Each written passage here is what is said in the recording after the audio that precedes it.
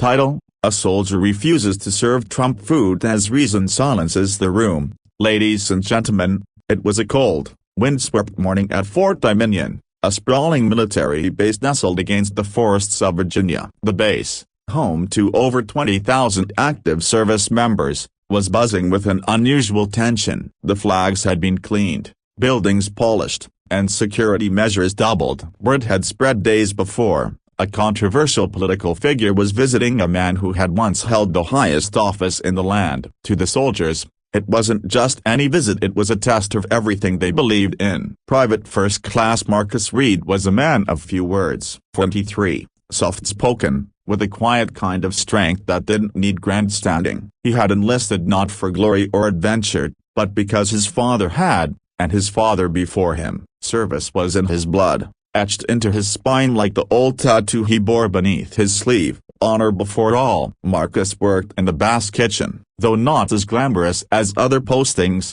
it was vital. He cooked for his brothers and sisters in arms, often before the sun rose. He believed in the mission, the routine, the loyalty of it all. He had seen what chaos looked like overseas, and he cherished the order they maintained at home. But this day was different. As he folded napkins and aligned plates, his mind replayed the briefing from earlier that week. A special guest was coming. Security clearances had been rushed. Camera crews assembled. The visit was political, but not official. Rumors swirled, perhaps a campaign stunt, or a photo op. What was clear was the identity of the guest, a man many of them remembered with mixed feelings. Some cheered, others whispered doubts. Marcus remembered too well the press conferences that ridiculed allies, the tweets that divided families, the policies that hurt people he loved. His older sister, a nurse, had lost her job during the healthcare shakeup. His best friend, a fellow soldier, had been denied citizenship despite risking his life overseas. The rhetoric of the past administration had left scars on bodies,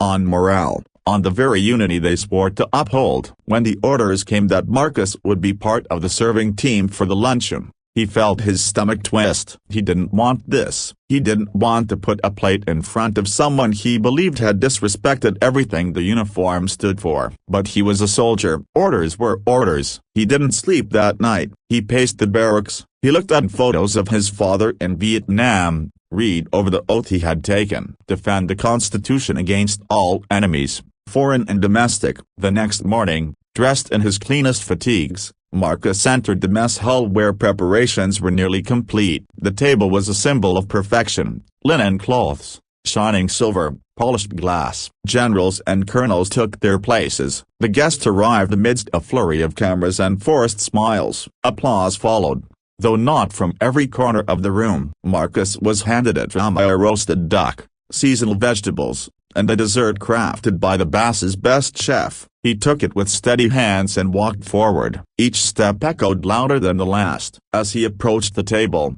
his heart pounded, but something inside him anchored. Not anger, not rebellion, just truth. He stopped in front of the guest, paused, then looked at the table. "Sir," he said, voice clear, calm. "With respect, I will not serve this meal." The room froze. Forks halted midair. The clink of silver ceased. A few gasps. A camera zoomed in. The guest leaned back, surprise flickering across his face. Marcus stood tall. "I swore an oath to defend this nation. I serve my fellow soldiers with pride. But I cannot, in good conscience, serve someone who I believe has dishonored the principles we fight for." Silence. No one moved. The commanding officer opened his mouth, but no words came. Even the security guards hesitated. No one knew what the protocol was for this. Marcus placed the tray on the table, stepped back, and saluted. "That is all." He turned and walked away, not with arrogance, not with defiance, with dignity. The guest did not respond. The cameras,